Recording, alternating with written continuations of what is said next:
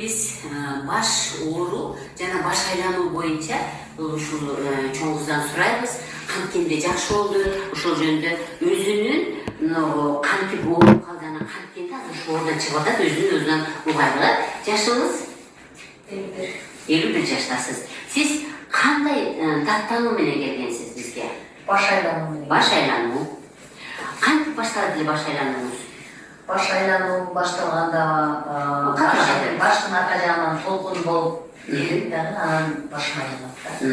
Демек, баш жактан, желке жактан кандайдыр бир денени катуу кармаган бир толкун келип туруп, анан башыңыз тегерилип кетет. Башыңыз тегеренгени канча секундага, минутага болчу эле?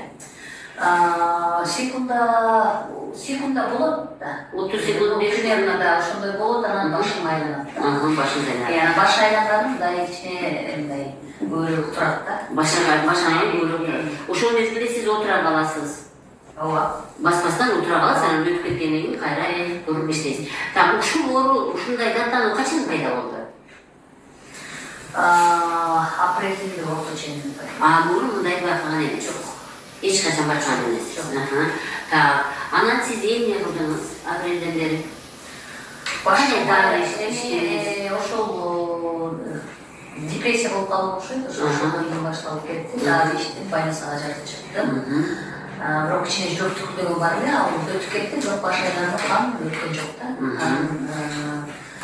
Дары иштем, успокоительный иштем, баш айланганга иштем, көп дарыларды иштем, бирок жардам болбоду. Анан сизге келдим.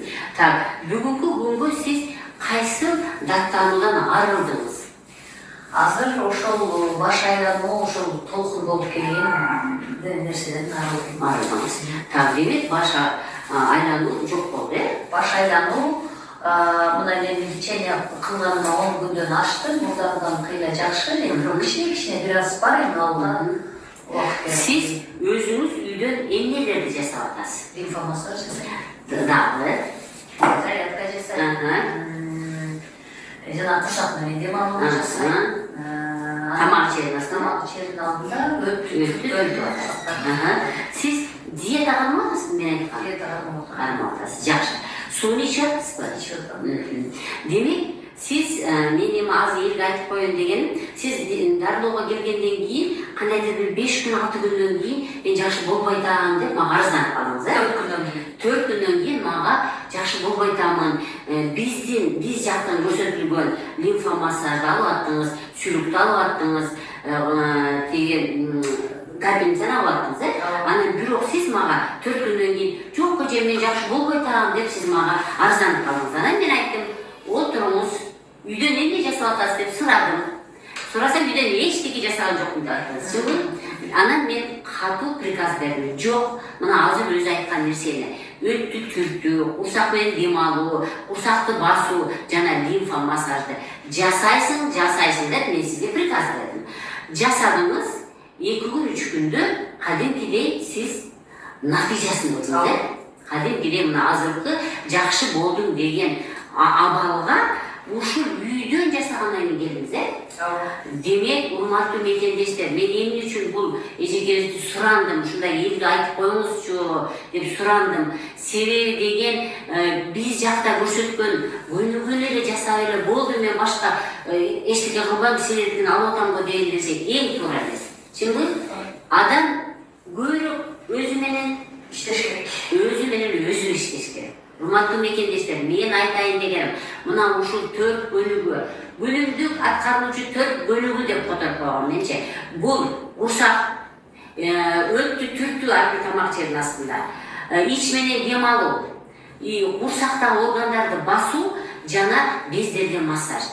4 бөлүгүнү жасамайынча биз жактан алган менен результат болбогонун мына бул эжеке бизге практикада көрсөттү да, мына ушуну мен сиздерге жеткирип коеюн дедим. Албетте, жакшы болуу бул бир Кудайдан, бирок Кудай таалам бизди себебин жаса деген да. Мына себебин өз дагы жасады, биз дагы жасадык, Кудай көрсө жакшы результат болот. Эми дагы бир нерсе айтып кое турган нерсем, бул эжекебиз бир курсу бүткөндөн кийин мен сизди 3 айга үйгө ушул 4 бөлүгүгө калтырамын. Диета кылмаганга калтырамын. Суу ичип турганга калтырамын. Ош 4 айдан кийин сиз келесиз, кайрадан биз сиздин каныңызды көрөбүз, андан кийин өкүлдү салыштырабыз. 4 айдан кийин. Урматтуу мекендештер, кандагы өзгөрүүнү 10 күндө ала албайбыз. Кандагы өзгөрүүнү 20 күндө ала албайбыз. Демек, кандагы өзгөрүүнү мен 6 айдан 2 жылга чейин берем. Бирок биринчи канды көргөндөн кийин, экинчи кандын ортосунда 3 ай өтүп, ошо 4 айда биз ар бир 4 айда канды көрүп турабыз.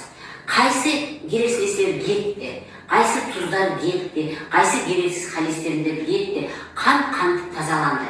Мына ушуну мен сизден суранат элем, ошо ден соолугуңуз үчүн 4 айдан кийин дагы бир көрөлү, кийинки 4 айда дагы көрөлү, дагы сиздин результатыңызды биз элге көрсөтүп туруубуз керек. Себеби деген, мүмкүн сизге окшоп ооруп жакшы боло албай аткандар бардыр, ошолорго мүмкүн шыпа болуп калар деген ниет менен биз мына бүгүнкү видеону чыгардык. Саламатта болуңуздар, ден соолукта болуңуздар.